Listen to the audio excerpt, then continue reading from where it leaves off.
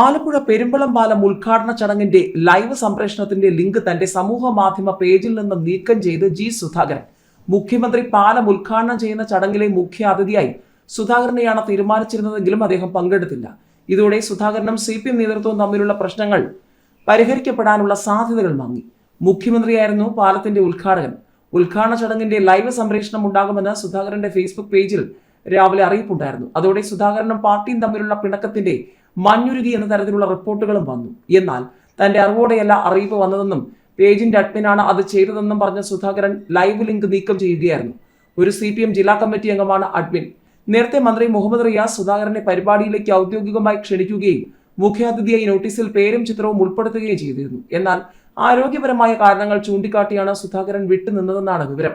അതിനിടെ ആലപ്പുഴയിൽ പരിപാടിക്കെത്തിയ മുഖ്യമന്ത്രി പിണറായി വിജയൻ സുധാകരന്റെ വീടിന് സമീപമാണ് ഹെലികോപ്റ്റർ ഇറങ്ങിയത്. 9:45 കാർമൽ പോളിടെക്നിക് ഗ്രൗണ്ടിൽ ഹെലികോപ്റ്റർ ഇറങ്ങിയ മുഖ്യമന്ത്രി കുട്ടനാട്ടിലെ പരിപാടിക്ക് ശേഷമാണ് പെരുമ്പളം പാലത്തിന്റെ ഉദ്ഘാടനത്തിനായി പോയത്. മുഖ്യമന്ത്രി സുധാകരനുമായി സംസാരിക്കുമെന്ന പ്രതീക്ഷ ചില നേതാക്കൾക്കുണ്ടായിരുന്നു.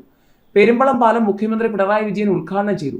2016 ഇടത് സർക്കാർ വന്നതിനാലാണ് പാലം യാഥാർത്ഥ്യമായതെന്ന് മുഖ്യമന്ത്രി പറഞ്ഞു. റോഡ് ആരുടേതെന്ന തർക്കം ഒടുവിൽ ഓൺലൈനായി ഉദ്ഘാടനം ചെയ്ത് മുഖ്യമന്ത്രി.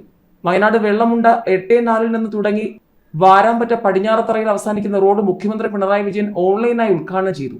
രാഹുൽ ഗാന്ധി MP ആയിരിക്കെ കേന്ദ്ര സർക്കാരിൽ സമ്മർദ്ദം ചെലുത്തി CRI ഫണ്ട് വകയിരുത്തിയതാണ് റോഡ് നവീകരിക്കാൻ തുക അനുവദിച്ചതെന്നും ഇത് സംസ്ഥാന പദ്ധതിയാക്കിയാണ് ഉദ്ഘാടനം ചെയ്യുന്നതെന്ന് ആരോപിച്ച UDF ഉദ്ഘാടന ചടങ്ങിൽ നിന്നും വിട്ടുനിന്നു.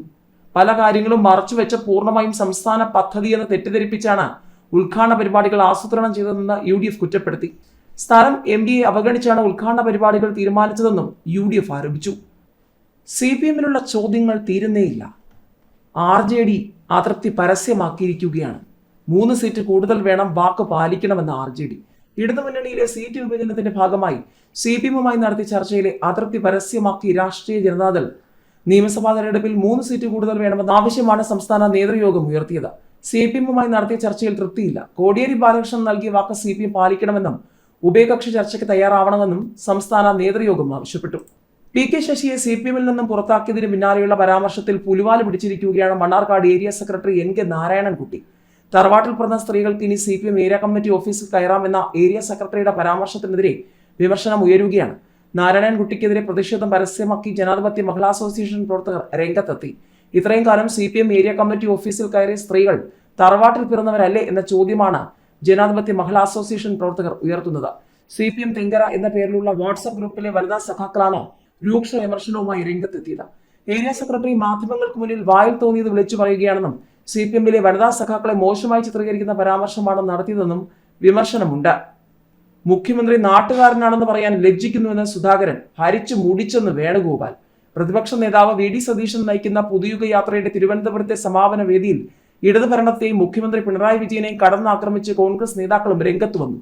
10 വർഷത്തെ ഇടതു ഭരണത്തിലൂടെ കേരളം നശിച്ച് നാശത്തിന്റെ ഗർത്തത്തിലേക്ക് വീഴുകയാണെന്ന് K സുധാകരൻ MP പറഞ്ഞു. പിണറായി വിജയൻ തന്റെ നാട്ടുകാരനാണെന്ന് പറയാൻ ലജ്ജിക്കുന്നു. കഴിവും പ്രാപ്തിയും ഇല്ലാത്ത മുഖ്യമന്ത്രിയാണ് പിണറായി. അദ്ദേഹത്തിന്റെ രാഷ്ട്രീയ കാഴ്ചപ്പാടില്ലെന്നും സുധാകരൻ ആരോപിച്ചു. 10 വർഷത്തെ കേരളത്തിന്റെ ദുർഭരണം അവസാനിപ്പിച്ച് UDF അധികാരത്തിൽ വരുമെന്ന് രമേശ് ചെന്നിത്തല പറഞ്ഞു. നാടുമുടിച്ച ഭരണമാണ് കേരളത്തിലേത്. എത്ര പരസ്യം നൽകിയാലും മിസ്റ്റർ പിണറായി വിജയൻ, നിങ്ങൾക്ക് നിങ്ങളുടെ മുഖം നന്നാക്കാൻ കഴിയില്ല എന്നതാണ് യാഥാർത്ഥ്യമെന്നും ചെന്നിത്തല പറഞ്ഞു. 10 കൊല്ലം കേരള ജനതയെ ഭരിച്ചു മുടിച്ച സർക്കാരിന്റെ പടിയിറക്കം കാത്തു നിൽക്കുകയാണ് കേരളത്തിലെ ജനതയൊന്നാകിയെന്ന് KC വേണുഗോപാൽ പറഞ്ഞു. അവിടെ കൊണ്ടും തീർന്നില്ല. സന്താനോൽപാദന ശേഷിയുള്ള ഭൂരിഭാഗം യുവാക്കളും കേരളം വിട്ട് പുറം രാജ്യങ്ങളിലേക്ക് ജോലി തേടി പോകുന്ന സാഹചര്യത്തിൽ കേരളത്തിൽ ശിശു മരണനിരക്ക് കുറയുന്നു എന്ന് ഇടത് സർക്കാർ മേനി നടിക്കുന്നതിൽ എന്തെങ്കിലും അർത്ഥമുണ്ടോ എന്ന് ചോദിച്ചുകൊണ്ട് BJP രംഗത്ത് വന്നിട്ടുണ്ട്.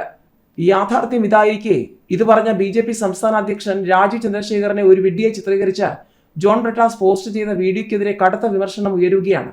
ശിശു മരണനിരക്ക് രാജീവ് ചന്ദ്രശേഖരനെ പൊളിച്ച് ജോൺ ബ്രിട്ടാസ് എന്ന തലക്കെട്ടോടെയാണ് ജോൺ ബ്രിട്ടാസിന്റെ ഈ ചതിയൻ വീഡിയോ പുറത്തുവന്നത്. ഇതിന് ഇടത് സൈബർ ഗ്രൂപ്പുകൾ വൻ പ്രചാരണം നൽകുകയും ചെയ്തു. പാലക്കാട് CPയിലാണെങ്കിൽ പേയ്മെന്റ് വിവാദം. വ്യവസായിയെ മത്സരിപ്പിക്കാനുള്ള നീക്കത്തിൽ ആരോപണം. നിയമസഭാ തെരഞ്ഞെടുപ്പിൽ സ്ഥാനാർത്ഥി നിർണയത്തിൽ CPയിൽ പേയ്മെന്റ് വിവാദം വന്നതോടെ ആ വഴിക്കും ഇടതുമുന്നണി വെട്ടിലായിരിക്കുകയാണ്. SFI നേതാക്കളാണെങ്കിൽ തമ്മിൽ തല്ലും. പത്തനംതിട്ടയിൽ SFI നേതാക്കൾ തമ്മിൽ തല്ലിയ സംഭവത്തിൽ കോന്നി പോലീസ് കേസെടുക്കുന്ന അവസ്ഥയിലെത്തി കാര്യങ്ങൾ. ഇതിനിടയിലാണ് മുഖ്യമന്ത്രിയുടെ മണ്ഡലത്തിൽ 3000 പരാതികൾ ഞെട്ടിക്കുന്ന അവസ്ഥയെന്ന് രാജീവ് ചന്ദ്രശേഖർ വ്യക്തമാക്കിയിരിക്കുന്നത്. സർക്കാരിന്റെ ചട്ടം പഠിപ്പിച്ച IAS ഉദ്യോഗസ്ഥർ കൂടി രംഗത്ത് വന്നതോടെ ആ വഴിക്കും ഇടതുമുന്നണി സർക്കാർ വെട്ടിലായിരിക്കുകയാണ്. നിയമസഭാ തെരഞ്ഞെടുപ്പ് പടിവാതിൽക്കൽ നിൽക്കെയാണ് സംസ്ഥാനത്തെ IAS ഉദ്യോഗസ്ഥരുടെ അസോസിയേഷനോട് സർക്കാർ കോടതിയിൽ പരാജയപ്പെട്ടത്.